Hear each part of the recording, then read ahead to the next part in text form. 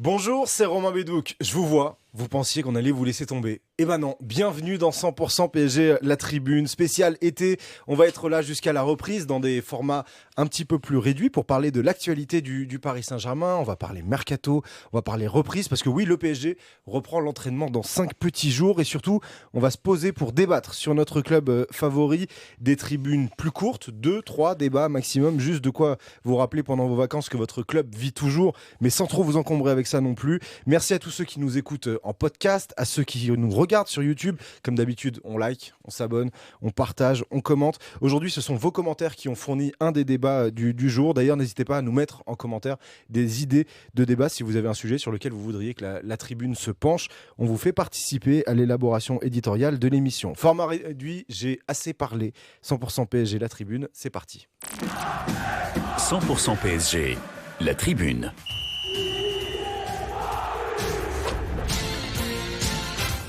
Au programme de 100% PSG, la tribune, aujourd'hui, l'Espagne est championne du monde. Y a-t-il un peu de Luis Enrique là-dedans ? On va parler de l'influence qu'a eu ou qu'a pu avoir notre coach sur cette équipe, son héritage qui a mené à ce doublé Euro Coupe du Monde pour la Roja. Ensuite, autre débat, quel joueur qui a brillé pendant la Coupe du Monde voudriez-vous au Paris Saint-Germain ? J'ai plusieurs noms, on verra ceux qui sont plébiscités par les débatteurs, on verra aussi ceux qui sont potentiellement dans les rumeurs. Voilà, parce qu'il y en a qui peuvent potentiellement se rejoindre.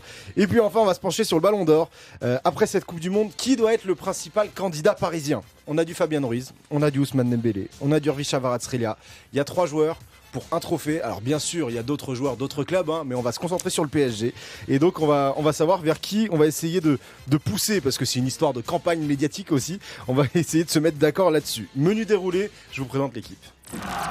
100% PSG, la tribune. Qui compose la tribune aujourd'hui ? Ils sont plus anciens que moi dans l'émission, et de loin, parce que ça fait plus longtemps qu'ils sont là. Loïc Tanzi du journal L'équipe est avec nous. Salut Loïc. Salut Romain, salut à tous. Ça va ? Super, pas si mal. On revient de la Coupe du Monde. C'est bon, tu es remis à l'horaire français ? Non. Non, je suis depuis 3 jours à peine de 6 semaines aux États-Unis, donc c'est un peu compliqué de dormir, mais ça va. Bon. C'est le principal, ça va, là ça va être un peu plus tranquille au moins comme emploi du temps. Et puis, pas du tout, il y a le mercato. Ah oui, c'est vrai. Ah oui, c'est vrai que toi en fait tu t'arrêtes jamais. Ah bah non, le mercato et le PSG reprend. 6, il faut la Majorque déjà pour le match amical. Donc, Ah oui, c'est vrai qu'il y a ça. C'est le 5 ou le 6 Le 5, pardon, 5 et 8. Ouais. 5 à Majorque et après, le 8 en Suède. Manchester. Contre Manchester, ouais. Damien Doll de Libération est avec nous. Comment ça va ? Ça va super. Un peu mieux d'ailleurs que Loïc, parce que dans 2 semaines, je pars en vacances pour 1 mois. Oh la chance. Donc moi, le mercato, je vais te lire. Je vais regarder les matchs tranquilles. Et voilà. Et moi, je reste à Paris et les vacances, c'est à partir du 17 août. Je me fais Super Coupe et Trophée des Champions et après, je pars. Pas mal déjà. Ouais, c'est déjà bien. Du Ton trophée, anniversaire, donc merci. Il reste pour les trophées, lui, c'est tout. Ouais, juste les trophées. Il prend les trophées, puis après, il part. Bon, la Ligue 1, de toute façon. Oui. La LFP veut pas qu'on célèbre la Ligue 1, donc on va pas non plus essayer d'en donner un peu trop. J'espère que ça va, les copains. Je suis très content d'être avec vous. On va essayer de faire des débats un peu plus courts. Je l'ai dit, c'était une tribune un petit peu plus courte. Et le premier débat qu'on va avoir, il va être sur l'Espagne, la Roja. Ça va nous permettre non seulement de parler de Luis Enrique, de ce qui a pu être fait avec Luis Enrique dans cette équipe-là, mais aussi de débriefer un petit peu cette victoire de la Roja à la Coupe du Monde, avec cette question de savoir s'il y a un petit peu de Luis Enrique dans ce qu'on a vu dans cette équipe d'Espagne. Loïc, je commence avec toi. Tu as un peu ricané quand j'ai fait le menu de l'émission. Est-ce que pour toi, il y a de la patte Luis Enrique qui a été sélectionneur de cette équipe-là avant Luis de la Fuente, dans ce que tu as vu là dans cette Coupe du Monde et dans cette équipe qui a gagné la Coupe du Monde? Moi, je pense que c'est un peu le contraire. Je pense que c'est un peu l'Espagne qui a façonné Luis Enrique et non l'inverse. Parce que, alors c'est une équipe quand même qui joue un peu différemment de ce que lui aimerait, ou ce qu'il a essayé de mettre en place quand il était sélectionneur de l'Espagne. Mais aujourd'hui, Luis Enrique ne serait pas Luis Enrique s'il n'était pas espagnol, s'il n'était pas barcelonais, s'il n'était pas nourri de cette façon de jouer. Et je pense que c'est vraiment ce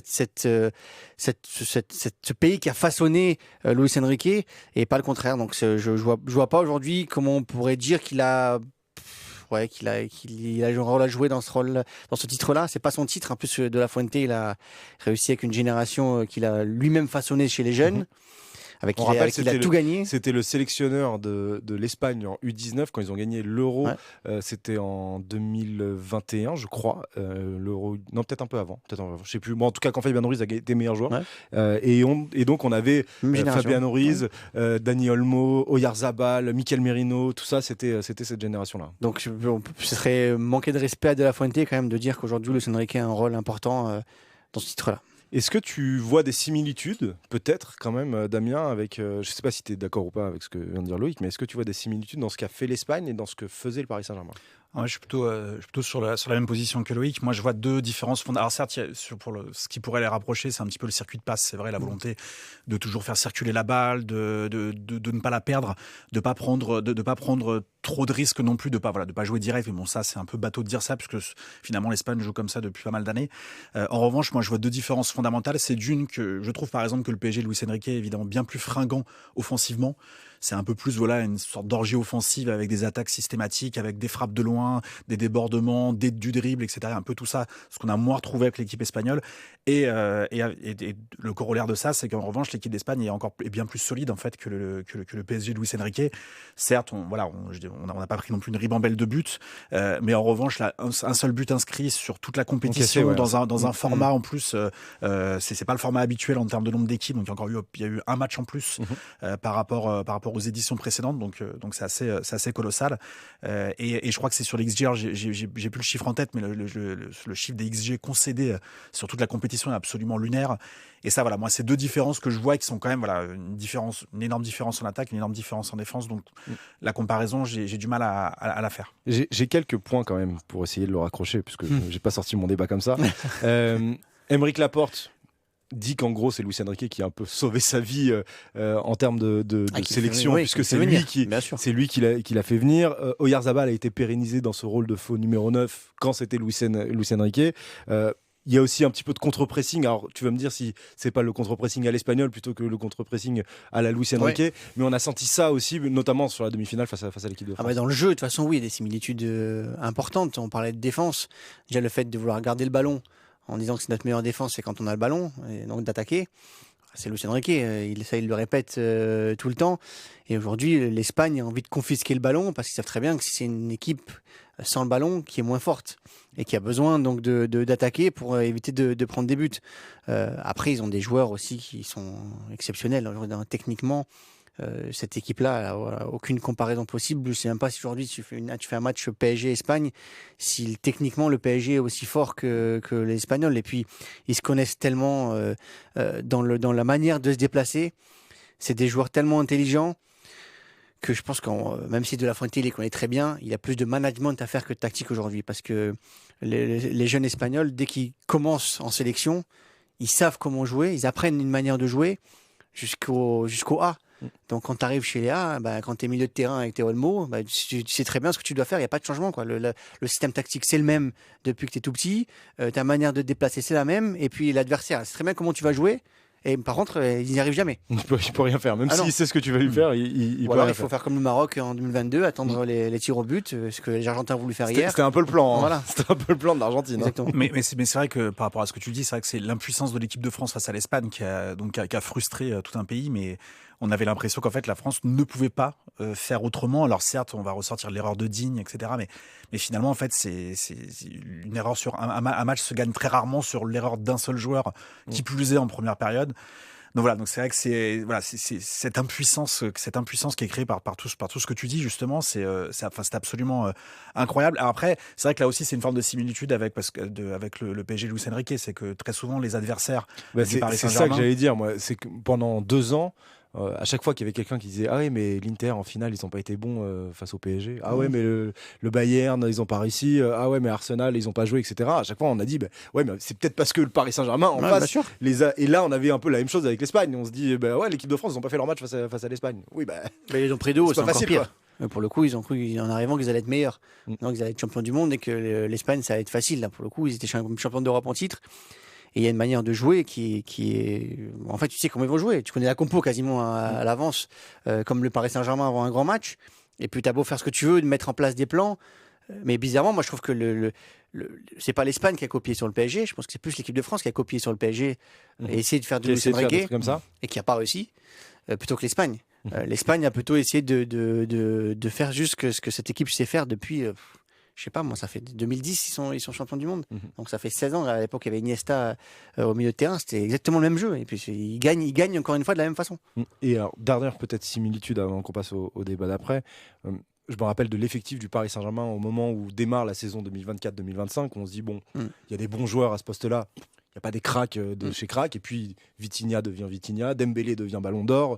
Et Nuno Mendes a allé. Mais Ruiz prend une autre stature. Et là, on a aussi un peu peut-être des profils similaires. Pedro Porro qui devient le meilleur latéral droit du monde. Une saison horrible avec Tottenham. Voilà, qui n'a pas été bon.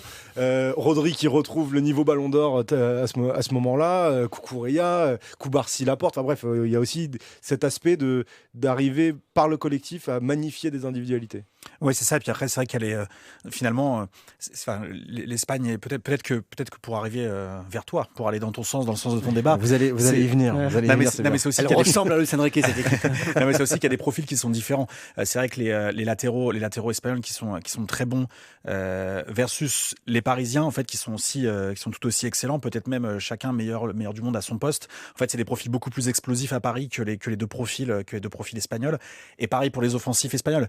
C'est des offensifs qui sont plus légers, qui tiennent le ballon, qui sont un peu moins dans le dribble, et un peu plus dans la conduite de balle le dribble par la conduite de balle, mais moins spectaculaire que Doué, que Kvara, que Dembélé ou que Barcola. Et donc c'est vrai que c'est peut-être ça c'est peut-être les profils de joueurs mais comme ce que tu disais, c'est-à-dire les profils de joueurs espagnols finalement traditionnels, on devrait dire depuis 15-20 ans, enfin 20 ans maintenant, qui expliquent un petit peu ce qui nous apparaît comme une différence, mais peut-être qui est un peu plus ténue. Ils ne gagnent que par le collectif. Ça, pour le coup, c'est similaire au PSG. C'est-à-dire qu'aujourd'hui, si tu essaies de ressortir un joueur, un Rodri encore peut-être qui ressort de tout ça, Fabien Ruiz aussi un petit peu, même s'il n'a pas joué toute la compétition. Mais normalement, la star de l'équipe, c'est Yamal. Et Yamal n'a pas été au niveau de Yamal sur une Coupe du Monde. Et ils arrivent quand même à être champions du monde. Et c'est presque ça, c'est presque un malgré Yamal. Exactement. Malgré Yamal, ils sont champions du monde. Ils s'en sortent par le collectif. Puis en fait, quand tu vois que des fois, tu vois Merino qui rentre et qui marque quasiment à chaque fois, à chaque fois il a des occasions. Là, quand il a l'occasion contre l'Argentine, tu dis le match d'après, c'est lui qui va débuter. C'est normal. Non, en fait, il recommence de la même façon. Et Merino, il rentre, il refait la même chose. Et tu changes d'adversaire et c'est toujours la même réponse. Et puis Torres, c'est attend pas. Et donc c'est en fait carrément, il rentre 7 fois. J'ai entendu la stat. 7 fois sur 8 matchs, il rentre en cours de jeu. Et il marque le but victorieux du mondial, alors que évidemment le principal péché, mais on en reparlera peut-être par la suite. On va y parler. On va en parler de Ferran Torres. Bon, tiens, on va en parler tout de suite. C'est ça, c'est sa capacité à concrétiser toutes les occasions qu'il arrive à se créer. Alors justement, on va passer au deuxième débat, de savoir quel joueur qui a brillé dans cette Coupe du Monde on pourrait potentiellement voir à Paris, parce que cet été, c'est un mercato où le PSG va recruter visiblement. Alors, pour le moment, on a juste un troisième gardien, Longini qui est arrivé. Lucadine, c'est pas encore officiel. C'est bon. C'est quasiment fait, mais c'est pas officiel. On sait que ça va se faire, mais ça n'a pas encore été tweeté. Tout ça. Tu sais, moi, je suis très cartésien. Qu'est-ce qui a été tweeté, tout ça. Ça va arriver, t'inquiète pas. et donc, on devrait avoir d'autres arrivées. Ça parle de vouloir doubler quasiment tous les postes au Paris Saint-Germain cet été. Et donc, on peut commencer à essayer de faire son marché. Il y a plusieurs noms qui sont venus, et notamment, on avait posé la question, Bruno avait posé la question dans des tribunes, et donc on a eu des noms qui correspondent un petit peu aux rumeurs. On a du Yann Diomandé, on a du Ferran Torres. Alors, il y a des rêves d'Ayo Upamecano, parce que meilleur défenseur du mondial. Il a prolongé au Bayern, non, c'est foutu. Voilà, c'est dommage, mais bon, si un jour, Dayo, tu veux te rapprocher d'Evreux, viens à la maison. Voilà, viens à la maison, c'est plutôt pas mal. Quel joueur. Quelle Coupe du Monde. Bref. On va commencer peut-être par Ferran Torres, parce que le journal de l'équipe a notamment sorti l'information, mon cher Loïc. Ferran Torres, buteur en plus en finale de Coupe du Monde, ça va peut-être augmenter le prix si jamais le Paris Saint-Germain veut l'acheter. Ça peut être un renfort intéressant. Avant de parler des rumeurs, toi, tu penses que ça peut être un renfort intéressant ? Ah oui, il correspond exactement à ce que Luis Enrique veut faire dans cette position de numéro 9 pour remplacer Ramos. C'est pas du tout le même profil que Gonzalo Ramos, mais il faut faire venir un numéro 9 au PSG. Est-ce que ça va se faire ? Je ne sais pas, parce que je pense que moi aussi le prix a augmenté hier. Forcément, quand tu marques en finale de Coupe du Monde, quand tu fais une grande Coupe du Monde et quand tu es champion du monde en plus, sur le marché, tu as une cote différente. Tous les clubs qui se disaient au début, je ne suis pas trop, Ferran Torres c'est bien, mais c'est pas génial. Ils vont tous se dire maintenant, en fait oui, c'est plutôt pas mal pour le prix demandé qui n'était pas énorme au début par Barcelone. Mais si le PSG arrive à le faire, et le PSG, on sait que sur les dernières saisons, a prouvé qu'en négociation, il savait faire, ce sera pour moi une excellente recrue. Ouais. On rappelle qu'il est à 1 an de la fin de son contrat, que le Barça, globalement, a recruté offensivement, que ce soit Anthony Gordon, Karim Adeyemi. Donc, il y a de moins en... Bon, Lewandowski est parti, certes, mais il y a de moins en moins de place pour Ferran Torres dans cette équipe-là. À 1 an de la fin de son contrat, est-ce qu'on sait à peu près les montants qui pouvaient être proposés ? C'est toujours difficile sur les montants parce que c'est toujours le marché qui décide. C'est-à-dire qu'avant la Coupe du Monde, je pense que c'est quelqu'un que tu pouvais négocier, si tu négocies bien, entre 10 et 20 millions d'euros. Sans que ce soit trop cher, parce que même 1 an de la fin de son contrat, ça dépend des clubs. Si t'es tout seul sur le joueur, tu le négocies assez facilement. Si le joueur ne va pas prolonger, c'est tranquille. Sauf que là, si jamais le Barça veut le prolonger et qu'il y a 2-3 clubs qui arrivent, bah, tu peux tripler la mise. Hein. C'est l'offre l'offre et la demande sur le marché. Donc, le prix d'un joueur, c'est toujours compliqué. Si le Liverpool arrive demain en disant je veux faire un Torres, bah, tu paieras plus le même prix que tu le payais il y a une semaine. Damien, est-ce que le profil t'enchante, toi ? C'est un profil qui est recherché par Luis Enrique, donc je crois que depuis 2 ans de toute façon on doit juste se taire et accepter, plus d'écrire. Pas toujours sur le recrutement quand même.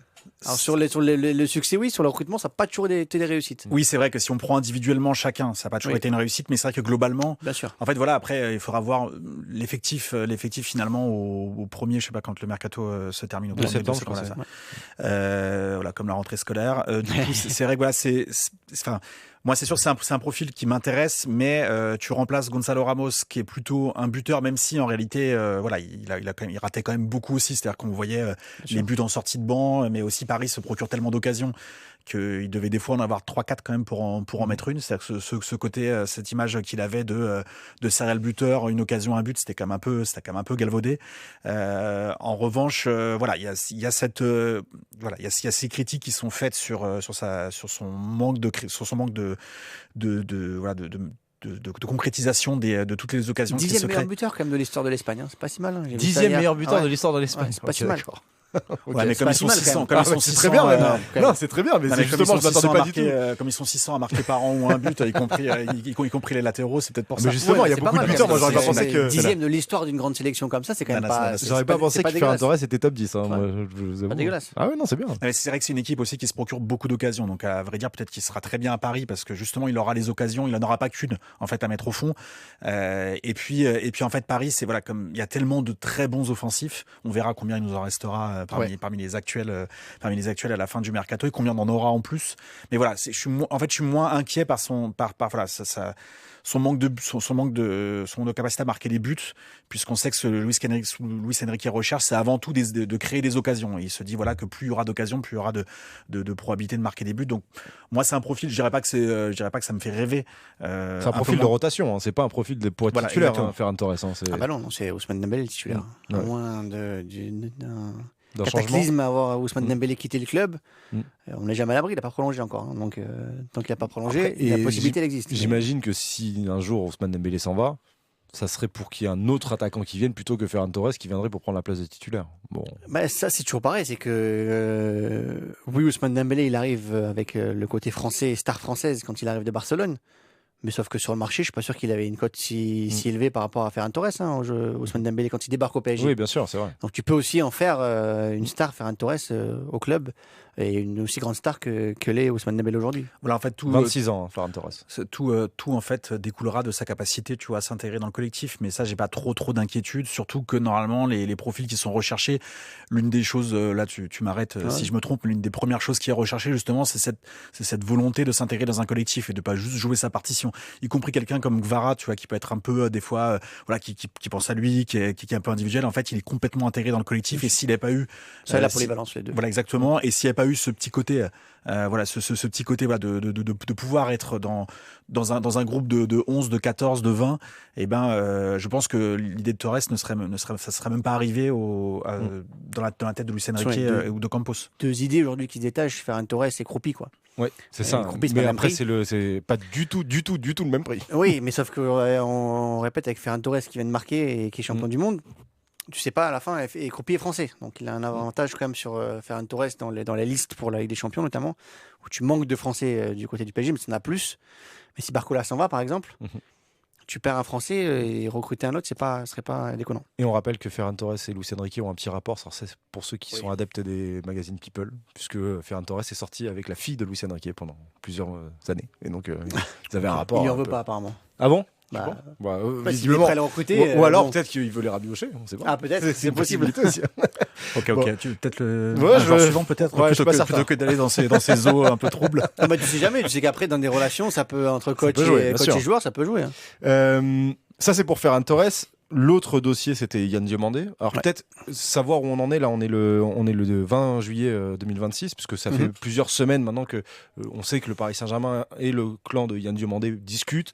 Il y a peut-être eu un accord aussi. Maintenant, c'est entre le PSG et Leipzig. On en est où à peu près là maintenant, Loïc, tu sais C'est toujours au même point. Le PSG attendait la fin de la Coupe du Monde pour accélérer parce que le président Nasser Al-Khelaifi a passé quasiment sa Coupe du Monde aux États-Unis.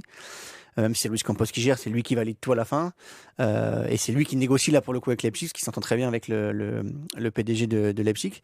Et donc normalement, ça devrait, dans la semaine prochaine, avancer. Et on nous dit depuis des semaines au PSG qu'il n'y aura pas de problème. On commence à lire un peu à droite à gauche qu'il y a des soucis, notamment, alors il a des problèmes de droit d'image. C'est-à-dire qu'il avait vendu ses droits d'image à une société.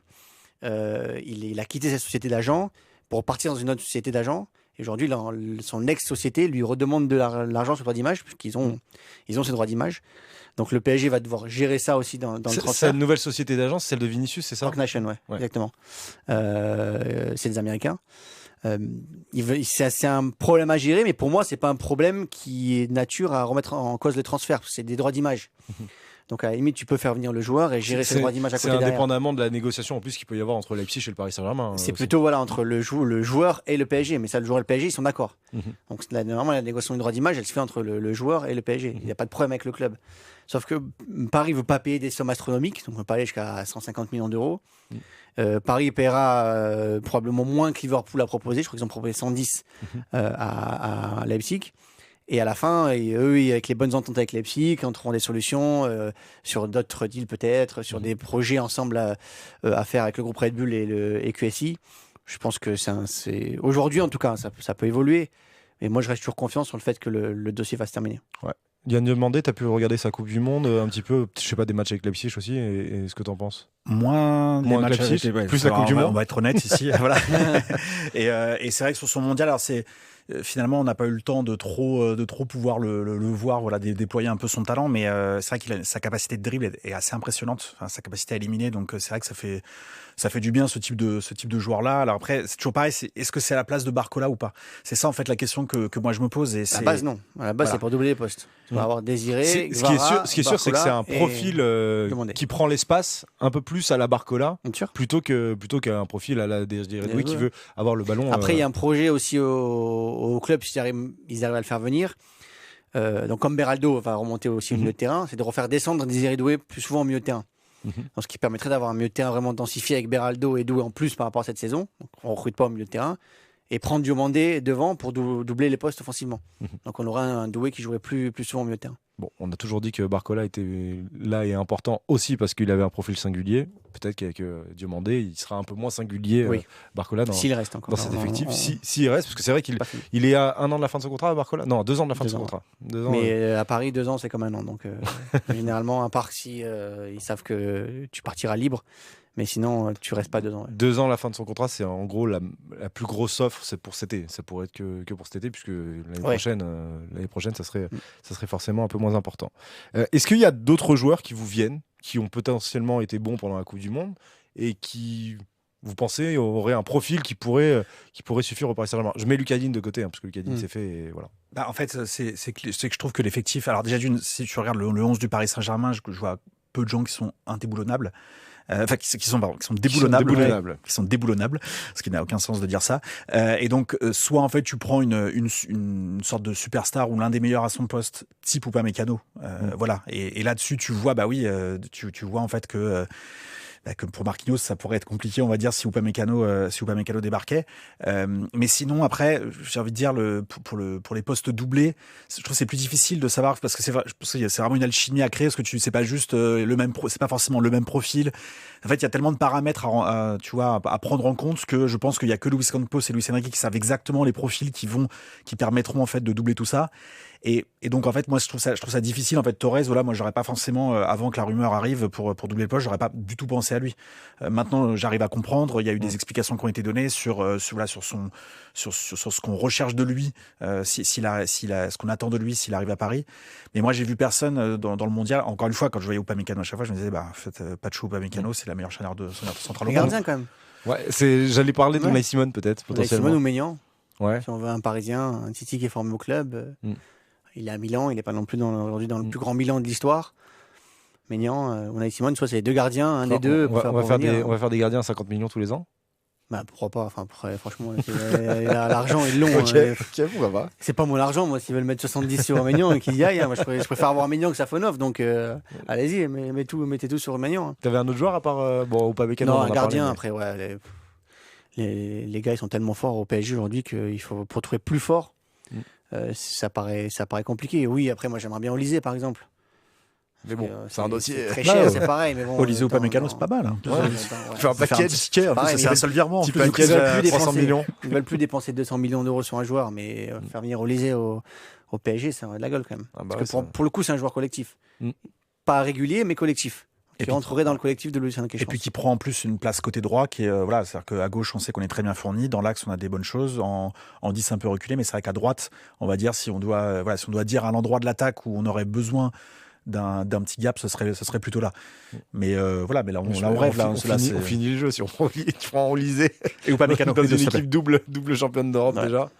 Ouais, tu parlais de remplacement de Dembélé. Non, on l'a pas donné, mais Ayoub Boadi qui est ils le feront pas, mais oui. Qui est en France, je sais pas s'il va partir cet été ou pas. Potentiellement il aurait pu avoir peut-être des discussions. Le PSG dit que pas trop. Indirectement, il y a eu des prises de contact indirectes pour savoir un peu connaître un peu la situation d'Ayoub, mais jamais parce que le PSG très vite s'est dit qu'il y aurait pas de recrutement au milieu de terrain, parce que le but c'est de pas empiler les joueurs. Et comme ils ont décidé de faire remonter Beraldo, qui sera milieu de terrain la saison prochaine. Seny Mayolo a prolongé aussi. Mayolo a prolongé. En gros, tu en as 6. Tu arrives à 6 postes pour 3 6 joueurs pour 3 postes. Ouais. Du coup, tu peux pas recruter de joueurs. Mais pour moi, c'est une erreur parce qu'il vaut mieux que tu laisses partir un Fabien Ruiz. Un Fabien Ruiz à la limite, qui vient de prolonger. Mais même s'il est au top, tu récupères un peu d'argent. Boadi, c'est 10 ans derrière. Boadi, c'est pas mal. Enfin, oui, c'est tellement le porte-bonheur de toutes les équipes qui. Même Beraldo, tu fais partir un Beraldo à la limite. Tu libères une place au milieu de terrain pour un joueur comme ça. Après, il y a la question du poste derrière droit. C'est vrai que si on double avec Lucas Digne, c'était Zahir Emery a dépanné, etc. On a dit toute la saison qu'il avait plutôt bien, qu'il avait bien tenu le poste, mais ça reste pas son poste. Et un poste derrière latéral, je pense que t'es mentalisé. Autant descendre du milieu de terrain jusqu'à la défense centrale ou vice versa, ou aller sur différents postes de l'attaque. Il y a des choses qui peuvent apparaître un peu naturelles, mais je trouve que milieu de terrain pour redescendre en arrière latéral, encore une fois, les arrière latéraux, quand dès 14-15 ans, ils sont mentalisés différemment sur la prise d'espace, etc. Et on le voyait des fois d'ailleurs que quand il fallait, alors, je dis pas attaquer comme Hakimi parce que ça c'est quasiment impossible, mais voilà, on sentait qu'on avait une petite défaillance de ce niveau-là. Donc à ce niveau-là, est-ce qu'il faut pas aussi doubler ce poste-là? J'imagine que s'ils pensent à Digne à gauche, ils doivent avoir une idée à droite, mais ils vont laisser Zahir Emery. C'est pas justement comme il y aura le milieu de terrain densifié, pour lui laisser un peu de temps de jeu, il le laissera à droite. Parce qu'on rappelle que l'année dernière, alors certes Lucas Hernandez a beaucoup joué arrière gauche également, mais on a eu parfois João Neves, on a eu parfois des autres joueurs, des milieux de terrain qui sont venus au poste d'arrière gauche. Arrière droit au PSG, t'es milieu de terrain. Oui, et donc en fait ça libérait une place potentielle pour un milieu au milieu. Donc porte. Ce que Deschamps a d'ailleurs demandé à ses latéraux, ce qui est assez fou. Lui qui aime pas beaucoup Luis Enrique, demander à ses latéraux de revenir dans l'axe, et donc à Koundé de libérer l'espace côté droit pour Dembélé et de lui revenir au milieu de terrain. Pourquoi il n'a pas fait jouer Warren alors? Je sais pas. Alors qu'il a toujours expliqué que c'était pas du tout le même poste au PSG et en équipe de France. Et là, c'est pour ça que Warren ne jouerait pas à ce poste-là en équipe de France. Et il a demandé exactement la même chose à ses latéraux à la Coupe du Monde. Bon. Dommage. Pas de bol. Dernier débat, on parlait un peu de Fabien Ruiz. Alors ça va être le débat sur le Ballon d'Or. Alors je sais, il y en a qui sont déjà fatigués, qu'on parle du Ballon d'Or déjà le 20 juillet. Ça va arriver vite, c'est mi-septembre le Ballon d'Or, c'est sur la saison complète. Octobre cette année, 26 octobre. 26 octobre, ouais. Oh là, ça va être encore plus long. Ouais. Ça va être tellement long le débat. On va rappeler que pour le Ballon d'Or, il y a les performances individuelles, il y a les performances collectives, il y a l'aura, il y a tous les critères ça qui sont pris en compte. On va spoiler, je vais pas te dire qu'il y a que des Parisiens qui doivent gagner le Ballon d'Or. Là, on s'intéresse juste au dossier des Parisiens. Voilà. Donc, on a 3 joueurs qui potentiellement peuvent candidater pour remporter ce Ballon d'Or. Je vous fais les profils. Fabian Ruiz, champion du monde avec l'Espagne, mais qui n'a pas une influence grandissime avec l'Espagne et qui, avec le Paris Saint-Germain, a été blessé jusqu'à la demi-finale de la Ligue des Champions. Alors, il a eu une importance majeure face au Bayern, notamment, mais ça n'a pas été un des personnages majeurs de la saison du Paris Saint-Germain. Kvaratskhelia, meilleur joueur de la Ligue des Champions, peut-être meilleur joueur du Paris Saint-Germain cette saison dans les moments importants, mais la Géorgie n'était pas à la Coupe du Monde. Donc là-dessus, sur ce moment-là, il n'y a aucune image pour Kvaratskhelia. Et puis enfin, Ousmane Dembélé, qui n'a pas été le meilleur en Ligue des Champions, n'a pas été forcément le meilleur joueur de l'équipe de France, mais qui a quand même un paquet d'images dans les 2 compétitions, qui est le 3e joueur le plus décisif de la Coupe du Monde derrière Messi et Mbappé à égalité avec Bellingham, qui a aussi marqué dans des matchs importants de Ligue des Champions. Et donc, on a ces 3 dossiers-là. On sait que souvent, il faut mieux choisir un dossier quand on est un club et que... Alors, je ne sais pas si le Paris Saint-Germain va se pencher dessus et va véritablement prendre acte qu'il faut soutenir plus un joueur qu'un autre. Déjà, est-ce que vous voyez un autre joueur potentiellement du PSG ou c'est ces 3-là ou c'est forcément un de ces 3-là? Moi, c'est un de ces 3-là, c'est clairement Kvara. Donc voilà. Mince, j'ai tué ton... Non, mais vas-y, c'était très bien parce que c'était ma question d'après. Et donc, si c'est un de ces 3 joueurs, qui c'est pour vous? C'est Kvara. Clairement, sa saison, l'impact qu'il a eu sur la montée en puissance du Paris Saint-Germain, c'est assez incroyable. Et puis en plus, les buts importants qu'il a marqués, le dynamisme qu'il a donné à l'attaque, ce côté aussi de jamais rien lâcher, d'être dans il se fond à la fois dans le collectif, comme on l'a dit tout à l'heure, mais aussi individuellement. Encore une fois, il a marqué des buts importants. Il a été présent vraiment à tous les moments un peu charnières du Paris Saint-Germain. Il était là. Et c'est vrai que oui, alors la Géorgie n'a pas fait le mondial, mais j'ai cru comprendre que quand Cristiano et Lionel Messi gagnaient le Ballon d'Or j'ai cru comprendre que l'Euro et le mondial en 2010 notamment, que l'Euro et le mondial n'étaient plus forcément la seule variable qui permettait de déterminer le Ballon d'Or. Je ne compare pas Kvara à ce qu'était Messi et Ronaldo, mais ce que je veux dire par là, c'est que on n'est plus forcément dans cette époque, et d'ailleurs je le regrettais à l'époque de Cristiano et de Lionel Messi, donc du coup je veux pas essayer de me dédire juste parce que ça arrangerait un Parisien désormais, mais voilà, il est un joueur, c'est un joueur majeur d'une équipe qui a remporté 2 fois la Ligue des Champions et qui est considérée comme la meilleure équipe du monde actuellement, notamment grâce à lui. C'est une semaine décisive, parce que on est dans la semaine de l'élaboration des listes déjà, les 30. Les 30, c'est cette semaine. Cette semaine. D'accord. Ça y est, là, c'est. De toute façon, les 3 devraient être dans les 30. A priori. On va voir si Pacho va être de nouveau dérespecté comme l'an dernier. Je pense qu'il y aura moins de Parisiens. Alors pour le coup, je le dis vraiment sans info parce qu'on est lundi. Et ça commence aujourd'hui, donc on le sait pas encore. L'élaboration des listes, on les connaît pas, on les connaîtra en fin de semaine. En tout cas, elles seront décidées en fin de semaine.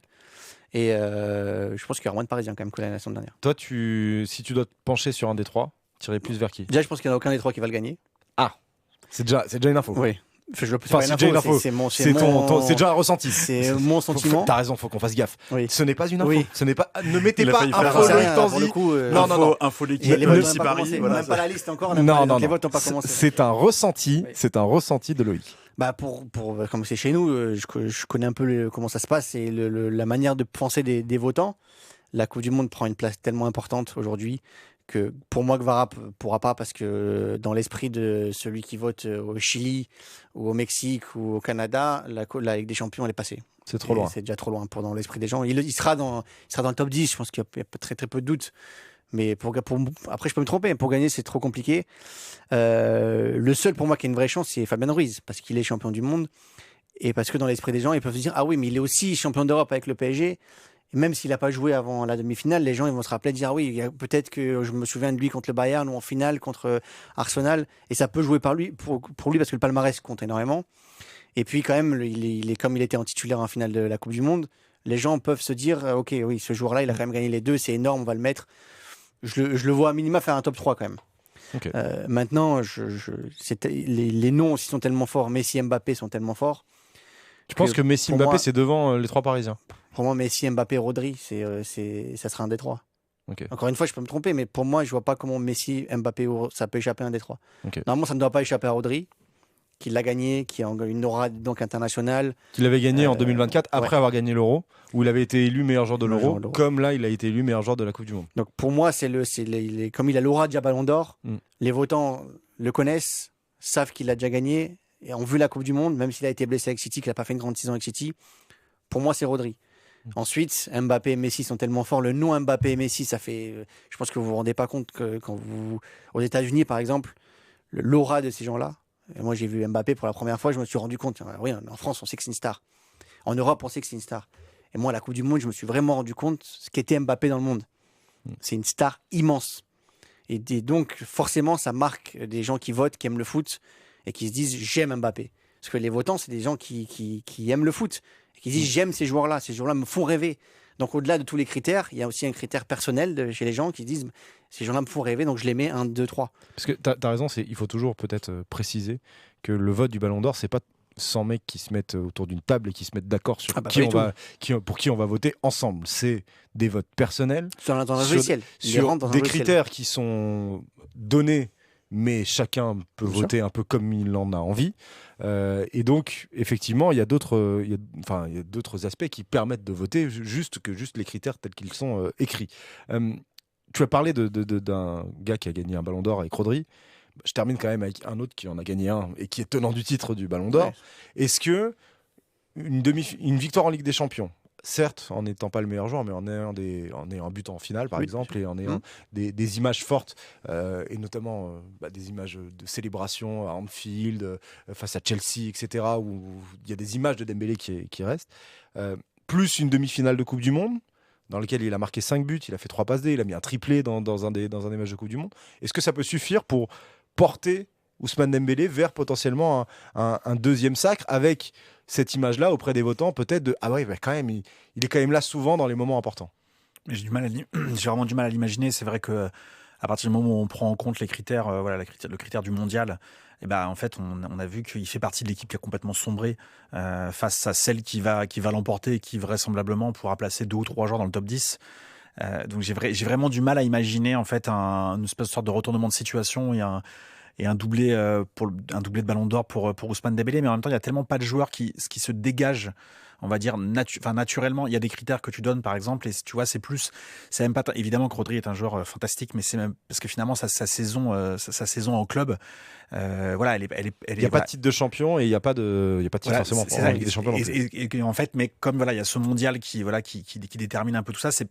On va dire que c'est pas sur une saison entière ni sur les qualités footballistiques, on va dire qui seraient peut-être supérieures chez Mbappé, etc., qui vont tout déterminer. Donc j'ai du mal à l'imaginer. En revanche, ce qui est intéressant, ce que tu disais.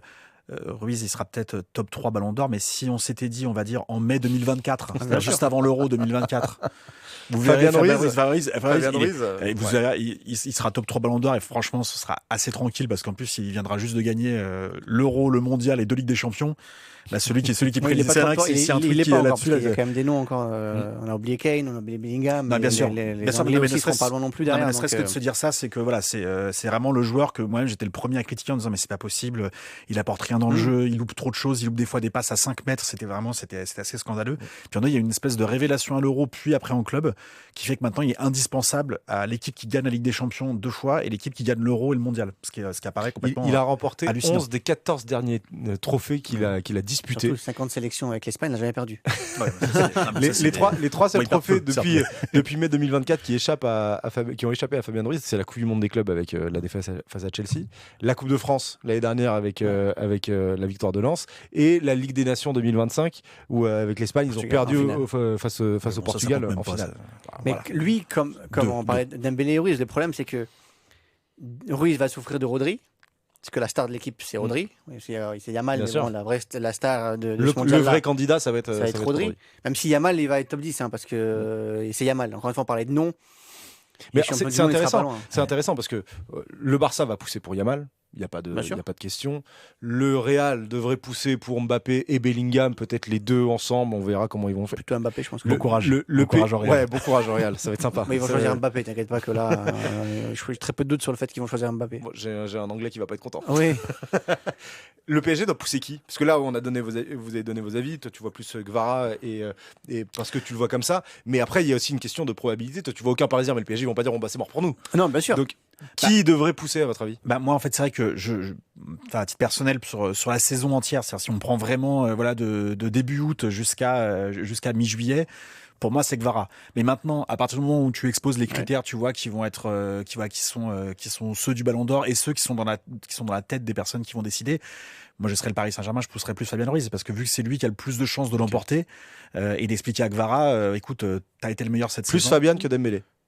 Je pense, parce que il va trop souffrir d'Mbappé en fait, Dembélé. S'il fait la même Coupe du Monde dans une sélection sans Mbappé, où tu perds aussi en demi-finale de la même façon, il peut avoir une chance. Mais tu souffres trop d'Mbappé en fait. C'est pas la star mondiale de l'équipe. Donc toi aussi, tu penses que le PSG devrait pousser Fabien Ruiz? Si tu veux avoir une Fabien chance Ruiz de qui a pas joué pendant les 4 premiers mois et demi du PSG. C'est un peu moqué du club aussi par moment, donc je suis pas sûr qu'il le pousse au maximum. Puis il est pas français. Mine de rien, quand tu es un club français et que tu veux le Ballon d'Or, c'est français. Je pense qu'ils vont pousser Dembélé. Mais bon, il peut réussir après, on sait jamais, mais il faut une vraie campagne pour lui. En fait, cette Coupe du Monde a tellement pas sacré un seul joueur qui a marché dessus et qui s'est dit. Messi, Mbappé, Kane quand même. Enfin, les attaquants. Mais ils gagnent pas à la fin. On parle pas d'Haaland, mais bon, Haaland, il aura marqué aussi les esprits. Il sera pas long ensuite dans l'esprit des votants. Mais c'est sûr que si Yamal met un doublé en finale du mondial, il va avoir fait un mondial qui était pas très bon. Bien sûr.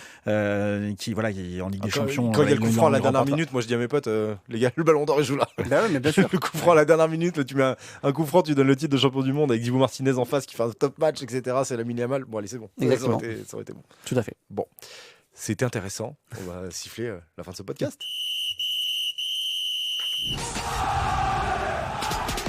Je suis très heureux parce que j'ai réussi à faire le format court. C'était pas gagné. C'était pas gagné. Avec Bruno, depuis le début de l'été, on se dit on va faire une demi-heure, 3/4 d'heure, et puis ça dure toujours 1h30.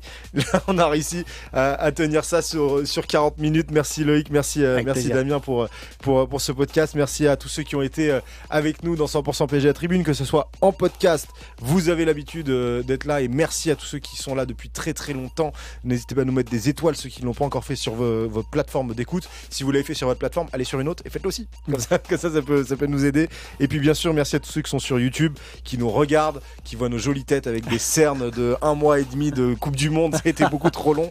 Et nous, on va pouvoir un petit peu calmer. Et puis on sera quand même là, on va être là tous les lundis jusqu'aux reprises du championnat, et puis la prochaine saison ça va repartir donc on sera là tout le temps. Merci à tous, passez une très très belle journée et à très vite dans 100% PSG à Tribune.